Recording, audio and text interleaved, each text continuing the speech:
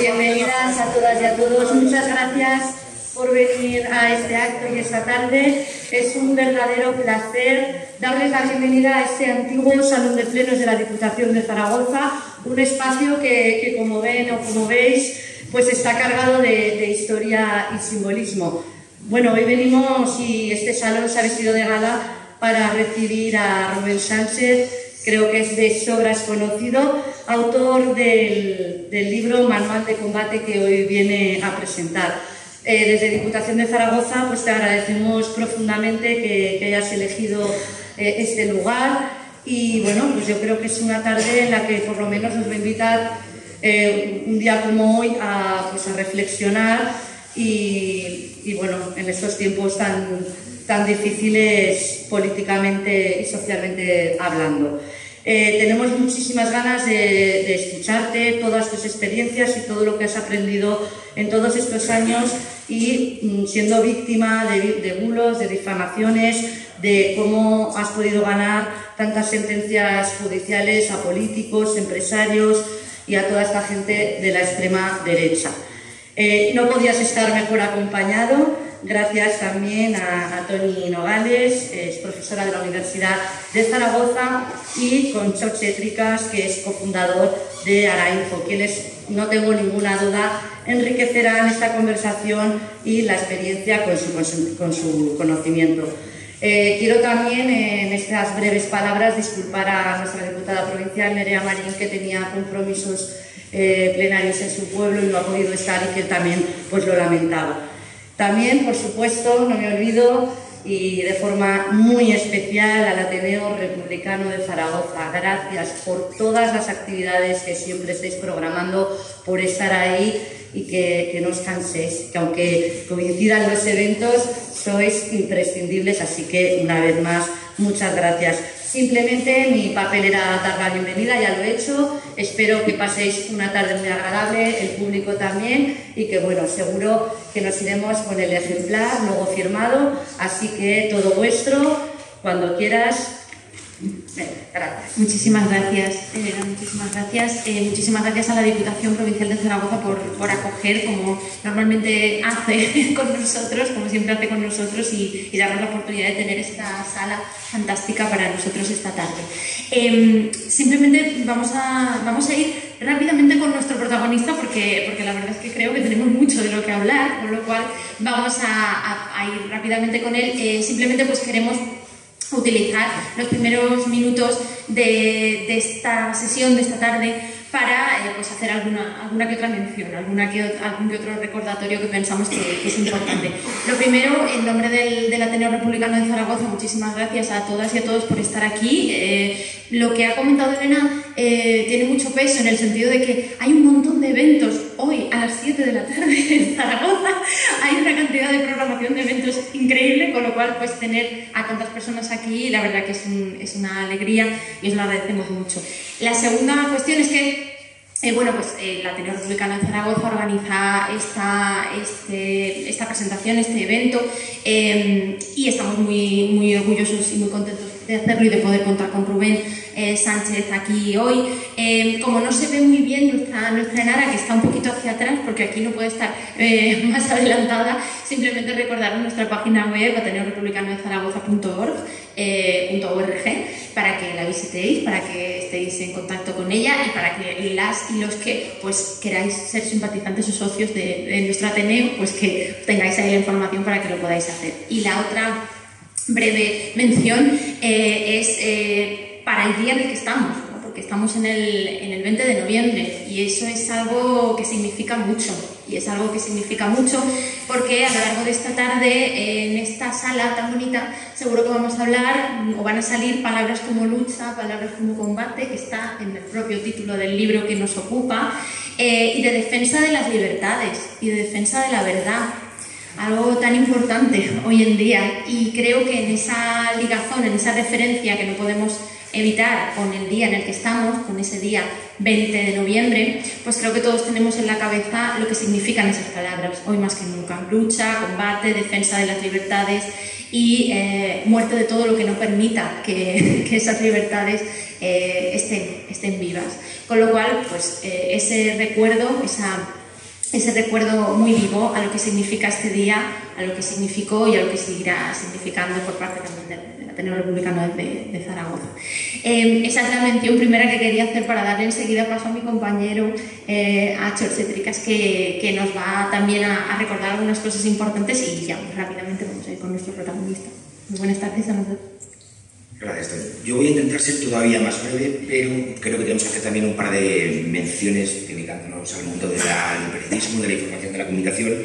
Recordar que hoy ha sido la tercera jornada de lucha de las trabajadoras y trabajadores de Chico Audiovisual, que ha sido otro éxito la huelga de hoy, el 94% de seguimiento aproximadamente, y que han vuelto a conseguir lo que ellos llaman pasar de Aragón Televisión al apagón Televisión. También retomando un dejado un poco Tony, y precisamente por el día que es hoy,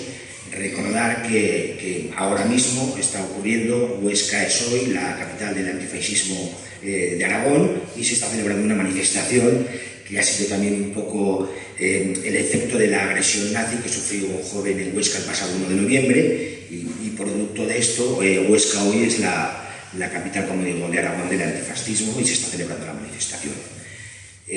Intentando cumplir con mi palabra, intentando ser breve, solo diré, antes de dejar la palabra a Rubén, que es lo que nos interesa y es lo divertido, que ya desde el primer momento recomiendo la lectura del libro, porque Rubén es andaluz, pero las conexiones entre Andalucía y Aragón a mí me resonaban constantemente en la cabeza al leerlo, porque hoy he leído incluso alguna crítica que hablaba del tono irónico del libro, las anécdotas, porque es un libro de muy fácil lectura y muy agradable, aunque te lleva a unos estados de ánimo un poco contradictorios, te puede llevar de la rabia a la carcajada y de la hilaridad a la indignación, ¿no? Pero digo esto porque aquí a ese tono irónico le llamaríamos somarlería. Y yo creo que el libro de Rubén destila somarlería por los cuatro costados. Y pocas veces lo hago, pero voy a cumplir con mi palabra, y yo creo que con esta pequeña introducción vamos a lo importante y a lo divertido,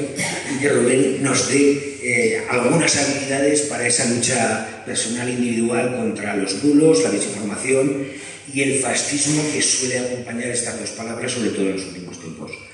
Y gracias por vuestra presencia, claro.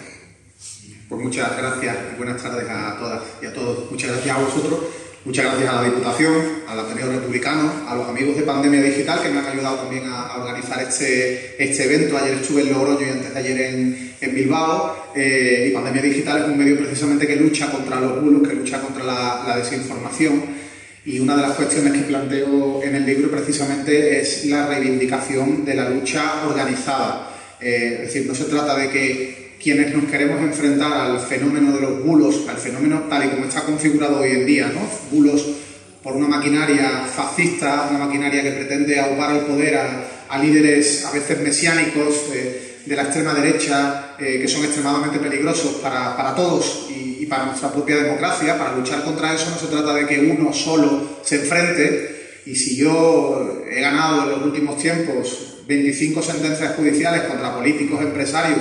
y pseudoperiodistas de extrema derecha, no ha sido porque lo he hecho yo solo, ha sido porque cuento con el respaldo de 5 abogados que me han ayudado. Sin los abogados yo no hubiera ganado las causas judiciales, en algunos casos porque me han asesorado, en otros porque me han defendido en los procedimientos. He contado con amigos que me han ayudado a difundir públicamente cómo desmontaba los bulos que se lanzaban sobre Facua, sobre mi organización y sobre mí. Porque si lanzan un bulo y se viraliza y salen grandes medios de comunicación, incluso llegan al Parlamento de Andalucía, donde una diputada del PP se dedicó a propagar bulos sobre mí, acusándome de ser un delincuente, y también a mi organización, acusándola de delitos, inventando cosas. Si yo eso lo desmonto yo solo, a través de mis perfiles en las redes sociales, o Facua lo desmonta lanzando un comunicado de prensa y en su página web, si nadie difunde lo que desmontamos, pues nadie se entera de que lo que están diciendo de nosotros y está trascendiendo públicamente es falso. Yo para eso he contado con compañeros de otros medios de comunicación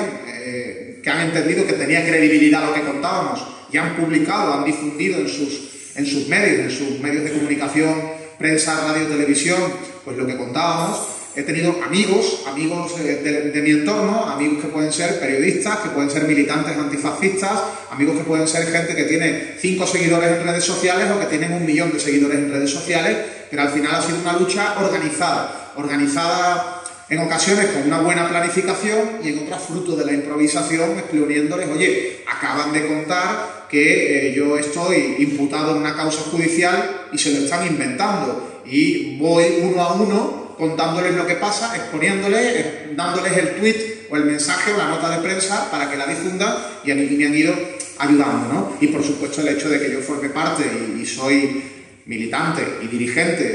de una organización de defensa del consumidor como Facua, que es una organización antifascista, es una organización fundada por militantes antifascistas y represaliados del franquismo en los años 80, y una organización que hoy tiene cerca de 250.000 de asociados, cerca de 250.000 personas que forman parte de Facua en toda España, y que eso también nos da credibilidad, nos da fuerza, nos da músculo y nos da capacidad también de llegar a mucha gente cuando hemos sido víctimas de ataques, de difamaciones y los hemos querido denunciar.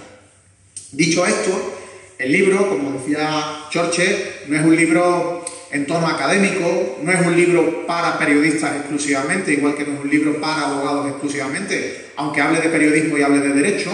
Es un libro para cualquier ciudadano que tenga cierta inquietud, cierto interés en conocer cómo podemos enfrentarnos a la desinformación, a las noticias falsas, a los bulos y a las campañas de difamación. Es un libro donde yo cuento mi experiencia, cuento lo que he ido viviendo, o parte de lo que he ido viviendo desde el año 2012 aproximadamente, cuando un señor, que era el líder de una banda terrorista de extrema derecha en los años 80, me pone en su punto de mira, siendo él, decía, el líder de un movimiento ciudadano dedicado a defender a los consumidores que se llamaba Ausbank. Ausbank no era una asociación real de defensa del consumidor, era un negocio de un tipo que se dedicaba a decirle a las empresas, sobre todo a los bancos, o me das dinero o te monto una campaña de difamación. Y empiezo a contar que comete fraudes, estafas y todo lo que se me ocurra, sea o no verdad. Y es un tipo que, bueno, que a mí me pone en su punto de mira porque quiere destruir a Facua, quiere quitarnos, borrarnos del mapa, porque él pretendía que Ausbank fuera una organización hegemónica, sobre todo en Andalucía, donde viene mi organización desde los años 80, aunque ya esté desde hace algo más de 20 años en todo el territorio nacional y tengamos socios en toda España, pero Facua tenía especialmente presencia en Andalucía y él quería desembarcar en Andalucía eliminando a lo que consideraba el enemigo, y para eso entiende que la vía no es ser mejor que nosotros defendiendo a los consumidores, sino inventando que estamos implicados en multitud de prácticas delictivas y de mí inventa absolutamente todo lo que se le ocurre, ¿no? Eso para mí fue un entrenamiento,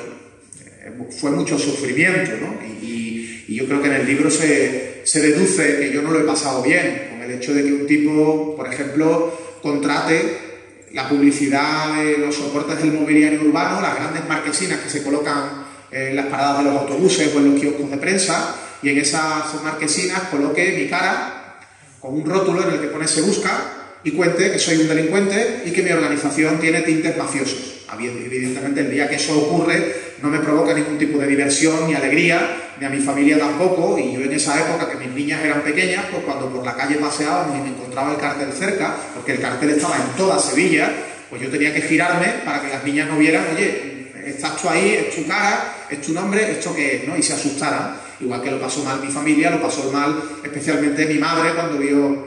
vio eso, ¿no? Yo no lo pasé bien, igual que no lo pasé bien cuando de repente me veo en la prensa por un teletipo de Europa Press que Manos Limpias, que era una organización hermana de Ausbank, Manos Limpias por orden de Luis Pineda, se supo después que fue por orden de Luis Pineda, pues me pone una denuncia pidiendo que me investiguen por un delito de falsedad documental. Inventó que yo me dedicaba a un negocio emitiendo facturas falsas. Y había una causa ya abierta por esas irregularidades y pretenden que a mí me impliquen en ella, que a mí un juez me impute y luego me juzgue. Eso trasciende a la prensa, porque hay muchos medios de comunicación que le dan credibilidad a una organización como Manos Limpias. Trasciende a la prensa y se publica eso, y en una rueda de prensa de Facua, donde yo estaba contando cómo habíamos destapado algún tipo de abuso o fraude a los consumidores, o cómo estábamos reivindicando a una administración que mejorara y que aplicara las leyes y que bajara tarifas o lo que fuera, pues una periodista me pregunta si voy a dimitir. Si voy a dimitir de Facua por el hecho de que ha trascendido que me han puesto una denuncia basada en absolutamente nada.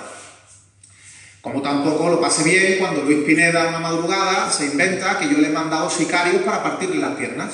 Y eso lo dice en Twitter. Y yo lo leo de madrugada y pues me pongo realmente nervioso en unos momentos en los que yo yo no estaba habituado a recibir ataques de este tipo. Hoy para mí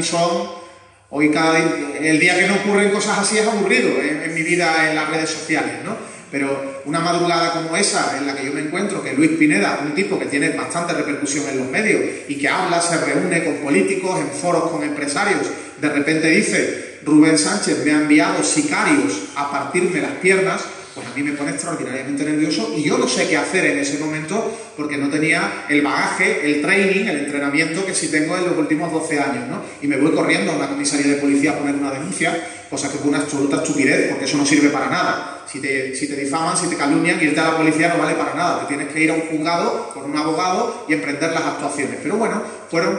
errores también que cometí en la primera fase del combate contra los bulos y que me ayudaron a aprender. Y por eso en el libro yo doy 33 lecciones, sin ningún ánimo de aleccionar, porque a mí no me gusta dar lecciones ni consejos a nadie, pero bueno, los llamo lecciones de forma desenfadada. Son 33 pautas de cómo enfrentarnos a los bulos si los sufrimos nosotros mismos o si observamos que algún conocido, amigo, organización con la que tenemos simpatía los sufre, o sencillamente son bulos de los que puede ser víctima cualquier persona y nos interesa saber cómo podemos combatirlos y también, sobre todo, detectarlos, ¿no? Yo tuve varias fases de aprendizaje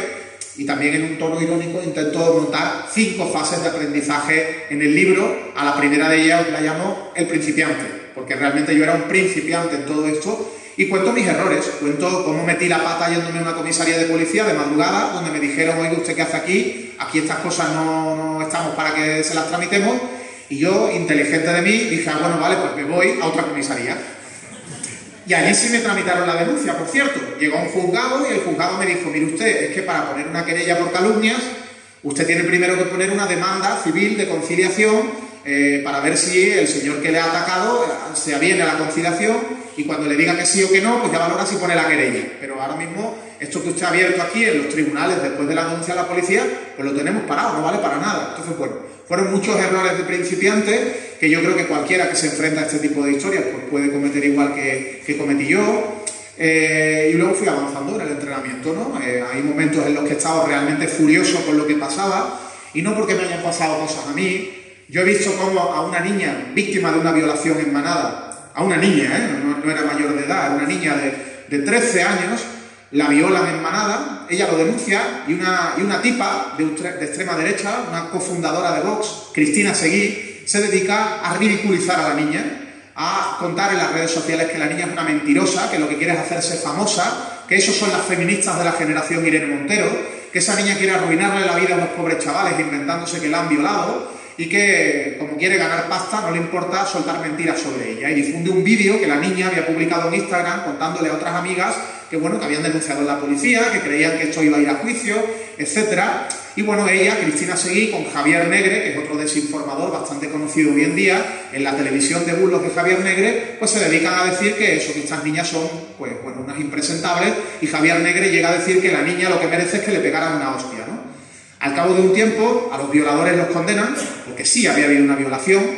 y a Cristina Seguí, como consecuencia de que Facua y yo particularmente certificamos todas las cosas que habéis dicho sobre ella en redes sociales y en ese medio de Javier Negre, se lo aportamos a la Fiscalía, pues con esas pruebas que luego desaparecieron por distintos motivos, pues acaba condenada a 15 meses de cárcel, Cristina Seguí, por haber humillado a una niña víctima de violación y por haber difundido un vídeo de carácter privado que no tenía ningún tipo de autorización, lógicamente, para difundir. A mí esas cosas me enfurecen, y hay ocasiones en las que, fruto de esa furia, pues me he puesto intentando tener la cabeza fría dentro de lo caliente que tiene uno el corazón cuando ve este tipo de agresiones tan brutales por parte de fascistas, pues me pongo a trabajar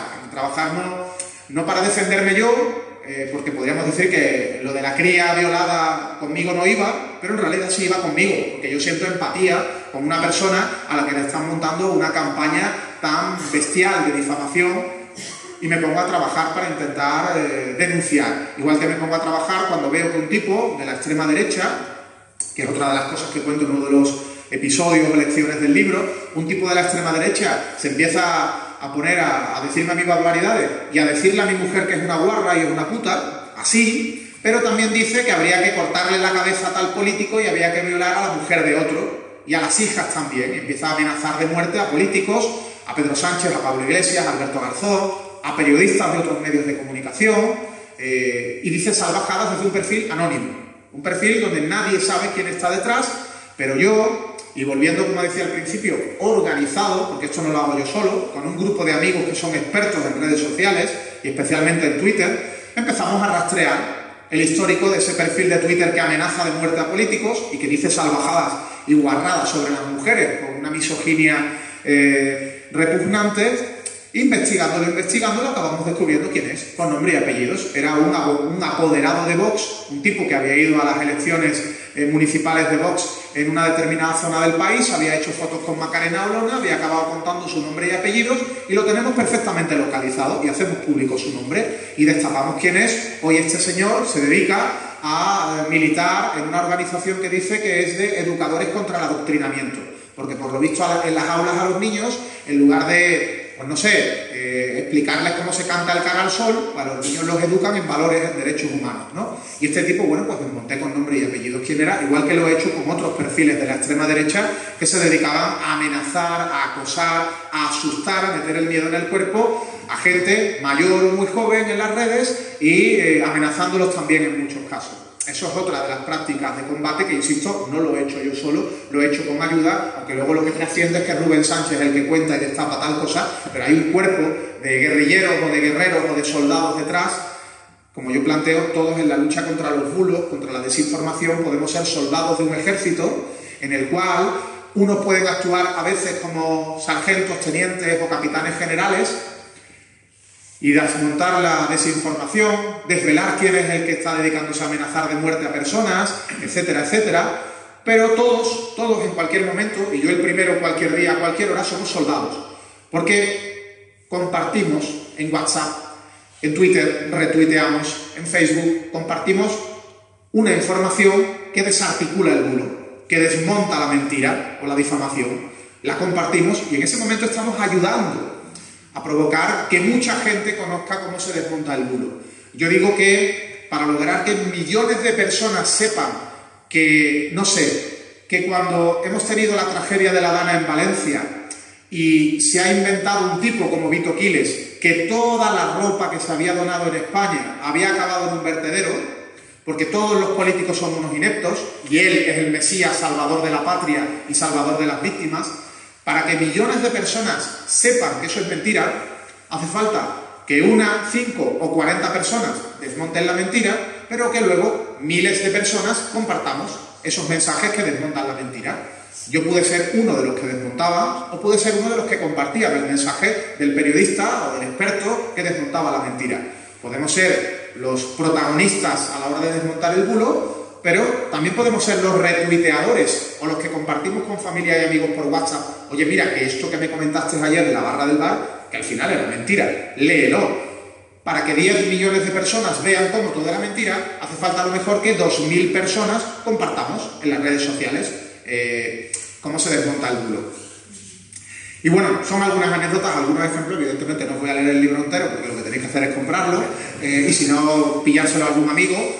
Si lo leéis, vais a ver cómo, insisto, esto no es doctrina, no es un manual formativo a nivel académico, esto es algo que puede leer cualquiera en 2 tardes y sobre todo pasárselo bien dentro de lo mal que lo puede uno pasar también, o lo he podido pasar yo, sufriendo bulos, sufriendo ataques y difamaciones. Pero lo que intento es con un lenguaje, pues bueno, y un tono desenfadado, uno pueda disfrutar de lo que cuento, de la experiencia y sobre todo, y acabo, disfrutar de que se pueden ganar batallas. Porque la guerra contra el mal, la guerra contra los bulos, contra el fascismo, contra los poderosos, contra los multimillonarios que hoy en día atesoran tanta riqueza y que con un ápice de lo que tienen podrían acabar con el hambre en el mundo, esa guerra eterna nunca la vamos a ganar por desgracia. Yo creo que la utopía es muy difícil de alcanzar, al menos de aquí a 100 años yo creo que no se va a alcanzar, pero las batallas sí se ganan. La batalla en facua del día a día de conseguir que una persona a la que le han robado 2.000 euros una eléctrica facturándole de manera errónea o fraudulenta se lo devuelva es una batalla potente ganada que pues a nosotros nos llena de energía y a la persona y la familia que le resolvemos el problema, imaginaos de lo que la llena. Y la batalla de ganarle un día una sentencia judicial a Javier Negre o obligar a que Vito Quiles el próximo lunes tenga por fin que declarar como investigado por injurias y calumnias después de una querella que le puse hace 2 años, y han hecho falta 5 citaciones para que se acabe sentando a declarar, ya veremos si se presenta. Esas batallas también tienen que satisfacernos, y yo creo que gane yo o gane quien sea, cuando estamos luchando contra el fascismo y cuando estamos luchando contra la maquinaria de los bulos y la desinformación, esas pequeñas batallas creo que las debemos disfrutar todos, ¿no? Y es a lo que invito en el libro, a pasarlo bien, a disfrutar, a sentir satisfacción cuando cualquiera de nosotros gana alguna de estas batallas. Decía Chorche, yo estoy muy de acuerdo, que leyendo el libro uno pasa por muchos estados, o sea, quiero decir, y a veces a la vez, quiero decir, pasas por la indignación, a veces te ríes porque es verdad que llega un momento que no puedes evitarlo, y porque también empatizas con él, también creo que por la forma un poco en la que está escrito el libro, intentando guiarnos por ese proceso que tú mismo has vivido y de alguna forma compatibilizándolo también con las recomendaciones que nos das. Y coincido muy bien en esto de las emociones contrapuestas. Uno se lo pasa muy bien leyendo el libro, recomendación, pero además de eso experimentas muchos sentimientos. Por comenzar a hacer algún comentario, fíjate, el final del prólogo de este libro que hace Pablo Echenique dice que Bulos Manual de Combate podría ser el arte de la guerra del siglo XXI y Rubén Sánchez del Sun Tzu de Sevilla. Yo me he quedado con esa frase porque me parece muy potente, o sea, es una frase muy, muy de titular, a los periodistas nos gusta mucho eso. Y porque Pablo es un cachondo. creo que la frase tiene mucha furia, desde luego. Fíjate, ya has apuntado eso en tu intervención inicial, has ido por ahí, en el sentido de que yo te quería plantear de la guerra, es decir, de la guerra en la que de alguna forma todos estamos inmersos y podemos ser más o menos conscientes de ello, o podemos pasar más de lado o menos de lado por esa situación, pero ¿hasta qué punto es pues una guerra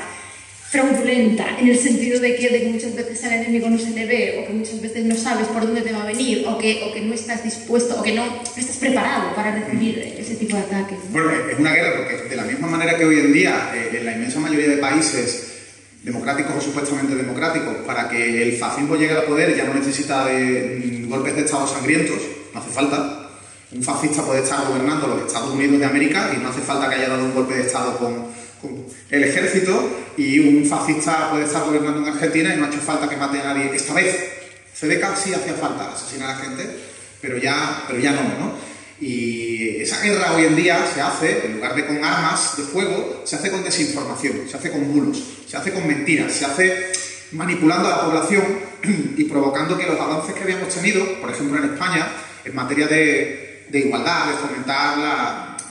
el olvido de nuestra homofobia, esa homofobia que muchos hemos tenido lamentablemente, y tanto nos divertíamos en los años 70 y 80 con los chistes que hacía Arévalo en el 1, 2, 3 sobre homosexuales, que hoy nos parecen repulsivos ese tipo de bromas, menos Alfonso Guerra, pero a todos los demás creo que nos parecen repulsivos, o la lucha contra el machismo, y habíamos dado, de hecho con el anterior gobierno de coalición, creo que habíamos dado unos avances muy importantes en la lucha contra el machismo, y de repente empezamos a dar pasos atrás porque hay una serie de señores que van apelando a una serie de sentimientos y utilizando informaciones falsas para pudrir mentes de gente que a lo mejor ya tenía el machismo en vena y se lo estaba curando, pero de repente vuelven a intoxicarles o vuelven a pudrirlos, y empezamos a ver gente que dice que las mujeres que ponen denuncias contra maltratadores, la inmensa mayoría se lo inventan, o los inmigrantes que vienen a casa, que vienen a España, a esa casa que debería ser desde nuestro punto de vista para los inmigrantes,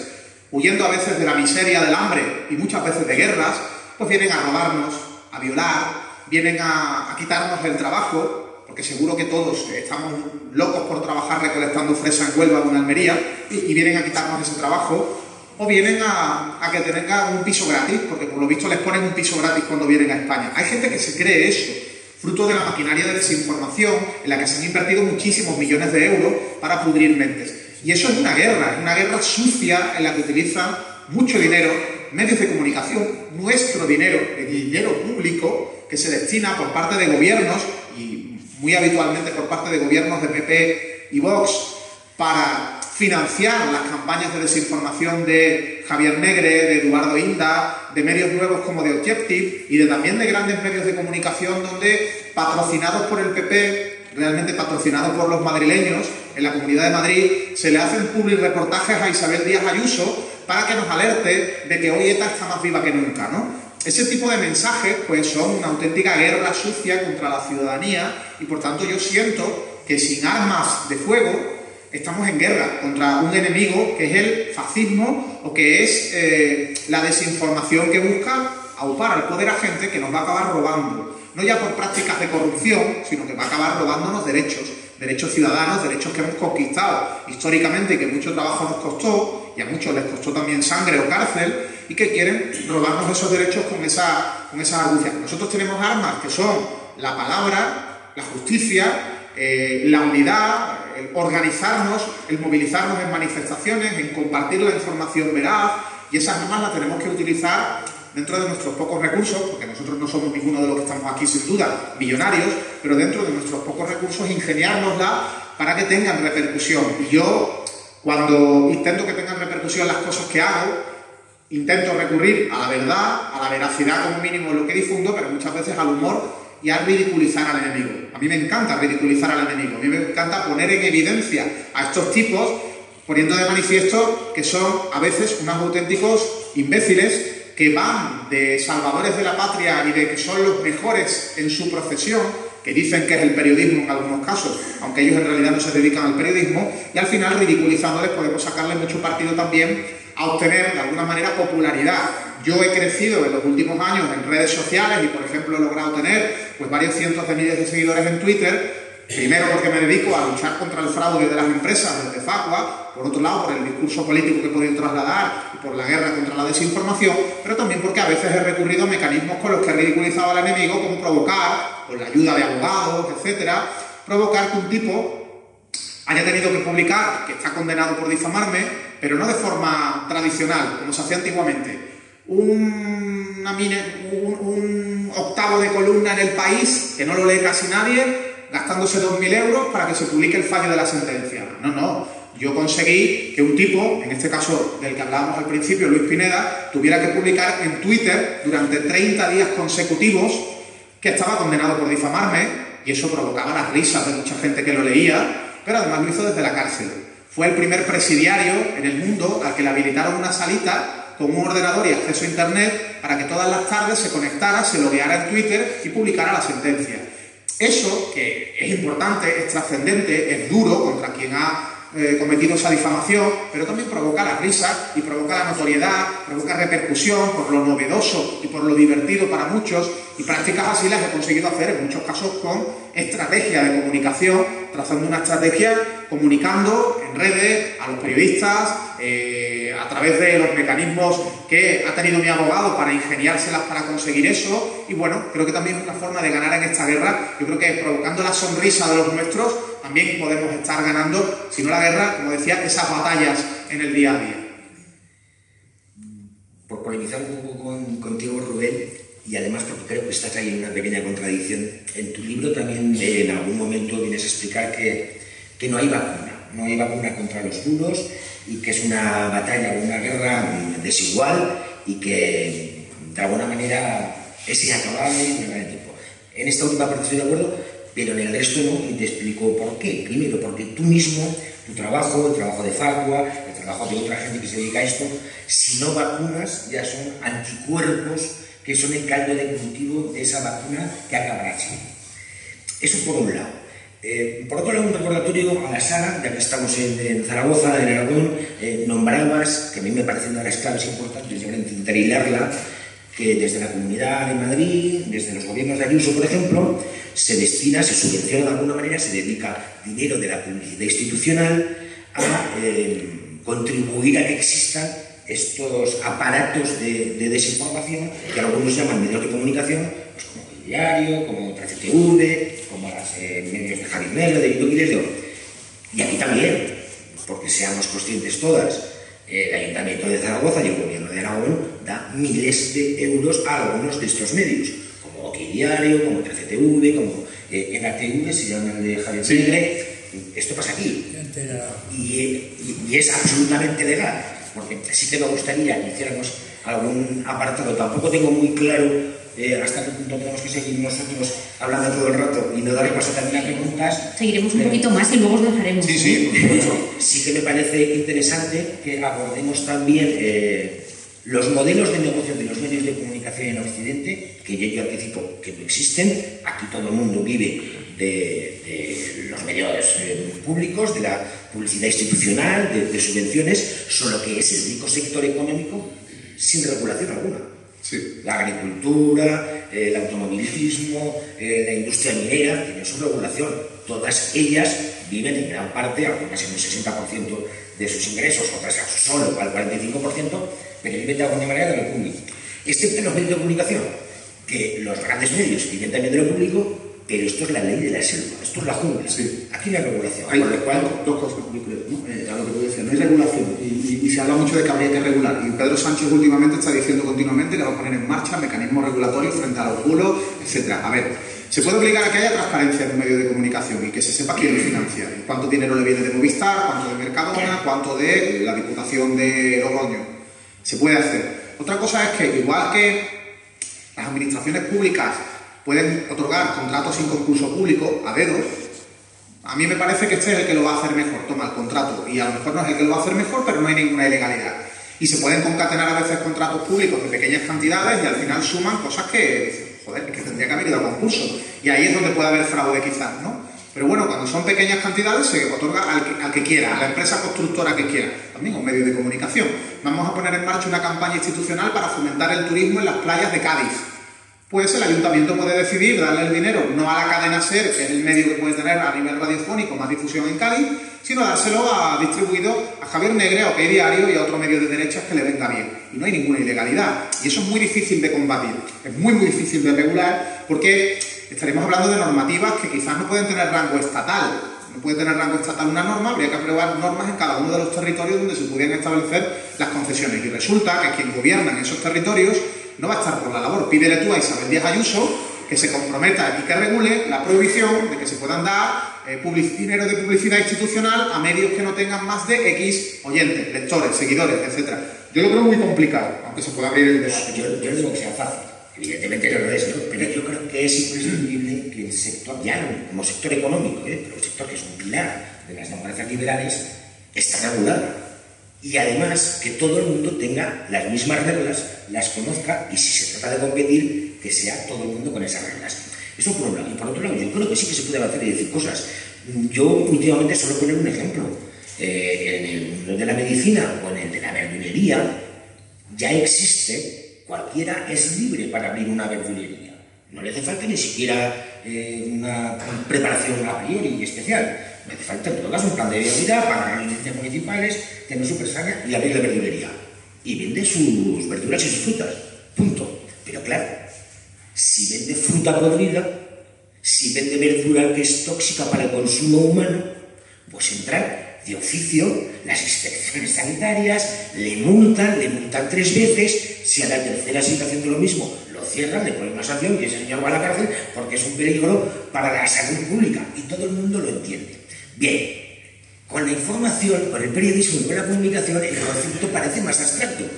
pero estamos hablando de lo mismo. Si alguien reiteradamente vende mercancía podrida, información falsa, bulos, para hacer daño además, eso debe estar regulado. Eso no es ir contra la libertad de prensa ni contra la libertad general, todo lo contrario. Eso es decir, por el bien incluso de la profesión, diciendo, yo no quiero que todo el mundo crea que yo soy como todos los verduleros que venden la fruta podrida. No, oiga, es más, hay diferentes modelos de verdulerías. Hay quien compra y trae la fruta en contenedores en un barco y hay quien hace agricultura ecológica, la vende su tiendica y cada uno pues apuesta por su modelo y yo tengo claro cuál sería el mío. Pues en los medios de comunicación también. Y esto sí que se puede hacer, está actible, efectivamente, seguramente nosotros desde Againfo muchas veces venimos reclamando que Aragón necesita una ley de medios de Aragón, que regule más cosas además, que regule además que no es lo mismo un medio comercial, un medio comunitario, un medio comarcal, que cree un observatorio que mira, por ejemplo, audiencias. ¿Por qué tiene que ser una multinacional norteamericana la que mida las audiencias de los medios de comunicación? Previo pago. Si no, no te mide las audiencias. Bueno, pues un observatorio público que regule ese tipo de cosas y que sancione, pues sí, ¿por qué no? Que sancione, porque si está sistemáticamente atentando contra la salud pública, contra la salud democrática, tendremos también que forzar el tener un mínimo de herramientas, de alguna manera, no ir solo con la lanza, sino decir, no, desde lo público tiene que haber también bazookas, porque si no estamos perdidas. Pero yo creo que, y el libro también habla de eso en el sentido de que, o por lo menos yo lo interpreto así, en el sentido de la batalla del relato, ¿no? Porque creo que es muy importante esa parte que tú decías de ¿es necesaria esa regulación? Bueno, en primer lugar creo que es necesario, bueno, totalmente sí, pero creo que en primer lugar es necesario trasladar a la gente la importancia de esa regulación. O sea, y ahí creo que estamos en esa batalla del relato porque estamos viendo constantemente que hay una apropiación de términos, de discursos, hay una apropiación absolutamente torticera y manipuladora del discurso, en el cual, pues, poco menos se nos quiere vender a los periodistas y a las personas que nos dedicamos a la comunicación o a la docencia de comunicación o a este ámbito, poco menos se nos quiere vender que regulación es igual a censura. Es decir, o sea, que es una batalla del relato que dudemos absolutamente del que la plantea o del que plantea esas equivalencias, porque evidentemente está pasando por alto de entrada ya algo muy grave, que es que en esa supuesta regulación igual a censura está pasando por alto que no partimos del mismo lugar, es decir, que no partimos del mismo sitio. Tú mismo lo decías, medios comunitarios, es decir, número de usuarios, con lo cual es que no partimos del mismo punto. Y si algo intenta o debe intentar, o de a lo que debe tender esa regulación es precisamente a intentar establecer un poco un equilibrio, ¿no? Pero precisamente por eso yo creo que ese punto de la batalla del relato, de la apropiación de términos que siempre han significado y han tenido un sentido y que ahora en manos y en bocas de otro tipo, pues se están aprovechando, y lo estamos viendo con la tragedia de Valencia, y lo estamos viendo con muchísimas cosas, ¿no? Últimamente con ese lema de solo el pueblo salva el pueblo, y lo que significa o lo que está significando hoy en día para muchas personas ese lema y lo que ese lema significa históricamente. Entonces, creo que también, atendiendo a lo que, si te parece, comentas esa parte de lo que consideras de la necesidad de regulación, batalla del relato, lo que tú consideras. Bueno, yo es que creo que regular la publicidad y determinar que una publicidad es engañosa, una administración pública puede determinarlo, sancionar, y si la empresa no está de acuerdo, presentar un recurso a los tribunales y al final decir un juez. Pero cuando estamos hablando de información, de algo que no vende un producto, que no afecta a tu comportamiento económico, en teoría, me parece bastante más complicado. Y ahí es donde me preocupa el que quién decide que es un bulo. Un gobierno que tiene unos funcionarios que a lo mejor van a estar condicionados por sus decisiones y que van a acabar decidiendo que un bulo es lo que has dicho tú o lo que has dicho tú. Y a lo mejor tenemos gobiernos escorados hacia la derecha extrema que deciden que los bulos sancionables son los que publica pues Arainfo o el diario.es. Entonces a mí me preocupa poner en manos de una autoridad administrativa, que depende al final de políticos, la decisión de qué es un bulo y si es sancionable. De hecho,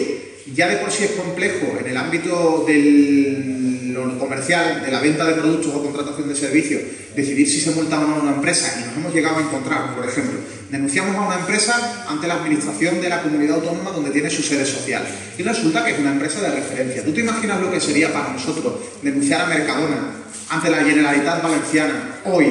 con el PP y la Generalitat Valenciana, y plantearle que Mercadona ha cometido una práctica fraudulenta si es que así fuera? ¿Tú crees que la Generalitat Valenciana se iba a enfrentar a Juan Roig? Ni siquiera creo que el PSOE se fuera a enfrentar a Juan Roig de forma contundente en ninguna administración. Por tanto, están muchas veces los políticos condicionados por el poder, por la fuerza de las empresas, o incluso por el miedo a ese mensaje demagógico de las empresas de no me multes fuerte porque me vas a obligar a echar trabajadores a la calle porque me llevas a la ruina. Es decir, déjame robar, porque si no me dejas robar, hombre, si me castigas por eso, atente a las consecuencias. Pues imagínate ahí que ya están de por sí los políticos influidos y las decisiones en materia de multas o no multas a las empresas están condicionadas por decisiones políticas bastante lamentables, y lo llevamos viviendo en Facua desde que existimos, hace décadas. Pues en el ámbito ya de la información le añadimos el valor de, además aquí hay un interés político. Ese bulo perjudica a un partido, y si es el partido que gobierna el que perjudica, a lo mejor quiere multar, pero si es el contrario, si es el partido